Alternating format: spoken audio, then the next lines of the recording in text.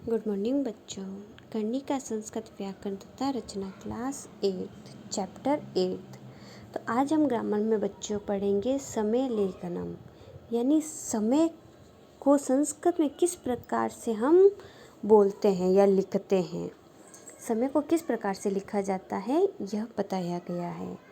आपकी घड़ी में क्या बजा है, अथवा what is the time by your watch.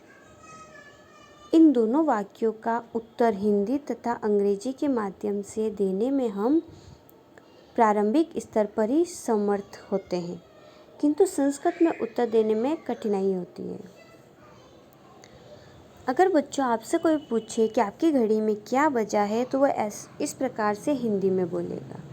और अगर अंग्रेजी में आपसे पूछेगा what is the time by your watch, इन दो ही प्रकार से बोला जाता है। परंतु अगर कोई संस्कृत में बोलना चाहे तो उसको नहीं पता कि हम क्या बोलेंगे, तो उसी के बारे में हमें यहाँ बताया गया है कि संस्कृत में किस प्रकार से हम टाइम को पूछते हैं। यदि कोई संस्कृत में पूछता है तो इस प्रकार से पूछता है, भवतः घटिकायाम कः समयः। भवतः यानी आपकी, घटिकायाम यानी घड़ी में, कः समय क्या बचा है, इस प्रकार से पूछा जाता है। परंतु उसका भी हमें नॉलेज होना चाहिए कि इसको हम किस प्रकार से बोलते हैं। इस प्रकार के प्रश्नों का उत्तर संस्कृत में देने के लिए छात्रों को घड़ी के चित्र की सहायता से समय बताने की जानकारी दी गई है। तो यहाँ टाइम हमें किस प्रकार से दिया गया है, जैसे पूर्ण, सपाद, आर्ध, पादोन। पूर्ण यानी पूरा समय, सपाद यानी आधा, आर्ध और पादोन, ये हमें 4 प्रकार से बताया गया है। पहला आता है पूर्ण यानी सामान्य, 1 बजे से लेकर 12 बजे तक। यहाँ 1 बजे से लेकर 12 बजे तक पूरा समय दिया हुआ है कि किस प्रकार से आप पूछेंगे, चाहे 1 बजे हो, चाहे 2, चाहे 3, चाहे 4, 5, 6, इसी प्रकार से। यहाँ 1 बजे चित्र में देखिए घड़ी में, तो हम उसको किस प्रकार से बोलेंगे, 1 वादनम, 1 वादनम यानी 1 बजे, 1 बजे। फिर सेकंड नंबर पर है 2 बजे हैं तो द्विवादनम। कोई संस्कृत में हमें किसी को बताना है कि 2 बजे हैं तो हम उसको बोलेंगे द्विवादनम। अगर 3 बजे है तो हम उनको बताएंगे त्रिवादनम यानी 3 बजे हैं। अगर 4 बजे हैं तो हम उनको बताएंगे चतुर्वादनम। और अगर 5 बजे हैं तो पंचवादनम। 6 बजी है बच्चों तो हम उनको बोलेंगे षटवादनम। तो इस प्रकार से इनका उच्चारण किया जाता है। सभी के पीछे हमें वादनम बोलना आवश्यक होता है। फिर आता है 7 बजे, तो हम उसको बोलेंगे सप्तवादनम यानी 7 बजे हैं। 8 बजे हो तो हम उनको बोलेंगे अष्टवादनम। 9 बजे हो तो हमको बोलेंगे नववादनम।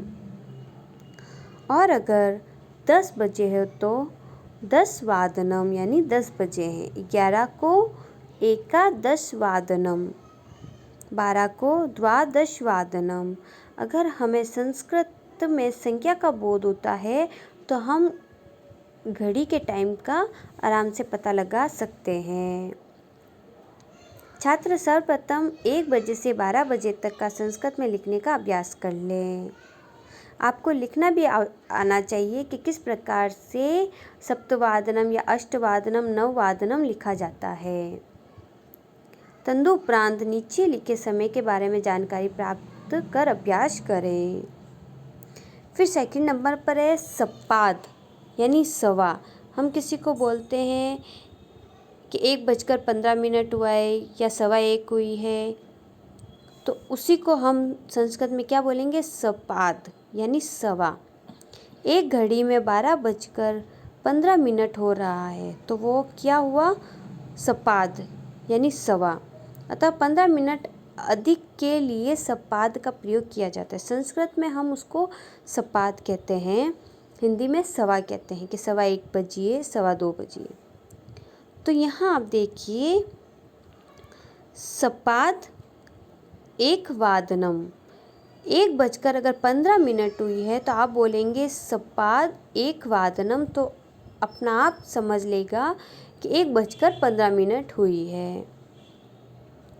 और अगर 4:15 बजे हैं तो सपाद 4:15 4 बजे हो तो हम उनको बोलेंगे चतुर्वादनम। और अगर 4:15 हुई हो तो हम आगे क्या लगा देंगे, सपाद 4:15। 8:15 बजे हैं तो हम उनको बोलेंगे सपाद 8:15।